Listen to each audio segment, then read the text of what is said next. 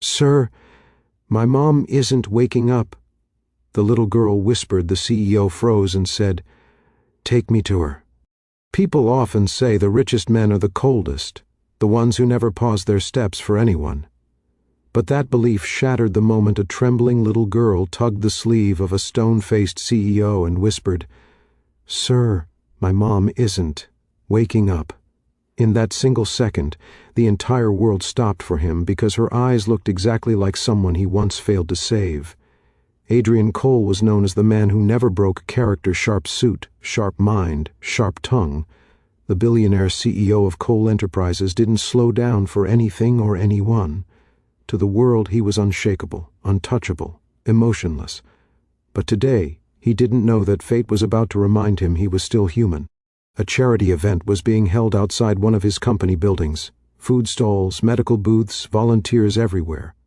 Adrian was only there because his PR manager forced him to make an appearance. He stood with his usual cold expression, hands in pockets, ears filled with meaningless speeches. Then suddenly he felt a gentle pull on his sleeve. He turned sharply, annoyed. Standing beside him was a tiny girl, around 6 or 7. Messy hair, oversized dress, shoes too worn for her little feet. But it wasn't her clothes that froze him. It was her eyes, wide, glassy, terrified yet innocent. "Sir," her voice barely reached above a whisper, "my mom, she isn't waking up." Adrian blinked. "Where is she?" The girl swallowed hard, tears gathering. "On the sidewalk. She fell. I tried shaking her, but she won't wake up." Something cracked inside him, an echo of a memory. Years ago, on a cold winter night, he had watched helplessly as his younger sister collapsed. He was young and powerless back then. He couldn't save her. Now those same desperate eyes were pleading with him again. "Take me to her," he said immediately, his voice trembling without him noticing. The girl grabbed his hand, her tiny fingers clutching him as if he was the only hope left in the world, and pulled him through the crowd. When they reached the sidewalk, Adrian's heart clenched. A woman lay unconscious against a low wall, her breathing shallow, her skin pale. She looked exhausted, fragile, and broken. A half-eaten sandwich lay beside her, clearly meant for the child. Adrian knelt beside her, fear crawling up his spine. "What's her name?" he asked softly. "Emma," the girl whispered. "My mommy's name is Emma." Adrian touched the woman's wrist, feeling her weak pulse. "Call the medical team," he barked to his security.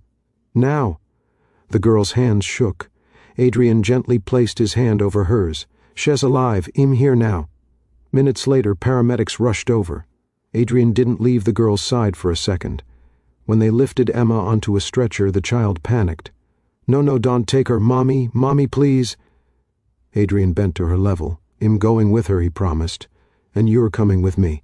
"But—" "You don't know us," she stuttered. He swallowed. "Maybe I should have known people like you earlier."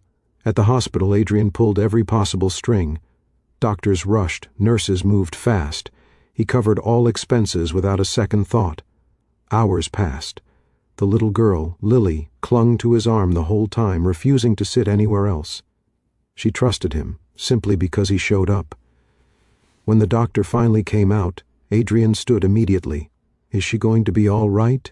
Adrian asked anxiously. The doctor nodded.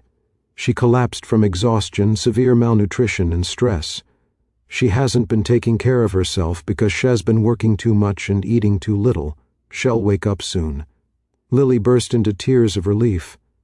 Adrian felt something warm slip into his heart, a feeling he hadn't allowed in years. When Emma finally opened her eyes, the first thing she saw was her daughter asleep on Adrian's lap. Her breath caught. Who are you?" she whispered weakly. Adrian stood, suddenly aware of his expensive suit and intimidating presence. "I'm the man your daughter trusted," he said gently. "She came to me when you fainted." Emma's eyes filled with tears. "She shouldn't bother anyone. I'm so sorry." "You call saving your life bothering?" he replied softly. Emma's lips trembled. I just didn't want her to see me weak." "She saw you fighting," Adrian said. "That's strength." He asked about her life. Emma explained she worked 3 part-time jobs, slept barely 3 hours a night, and often skipped meals so Lily could eat. They lived in a tiny rented room, and every penny went to survival. Adrian listened quietly, his chest tightening. "You've been doing everything, alone," he said. "You shouldn't have." Emma gave a weak smile. Life doesn't pause for the tired. Her honesty struck him deeply. Before leaving, Adrian said, "I want to help you. Not with charity, don't think that. I want to offer you a job, a stable one. You're strong, honest, hard-working. People like you are rare." Emma blinked. "A job? At your company? But why?" "Because your daughter reminded me who I was before the world hardened me," he replied. Tears spilled down Emma's cheeks. Lily woke up, rubbing her eyes. When she saw her mom awake, she ran into her arms, crying and smiling at the same time. Adrian watched them, feeling something shift inside him, something healing. "Mommy," Lily said excitedly, "this man saved you." Emma looked at Adrian with a full, genuine smile, the kind that felt like sunlight. "No," Adrian murmured, "your daughter saved both of us." As days turned into weeks, Emma recovered. Adrian arranged an apartment for them, gave Emma a role in his company, and consistently checked in. Not out of obligation, but out of care. Lily adored him, often calling him Uncle Adrian, which secretly melted him every time. He found himself smiling more, worrying less, and discovering a softer version of himself he thought he had lost forever. One evening, when Emma stopped by his office to thank him again, Adrian said something he hadn't planned. "You and Lily, you feel like family."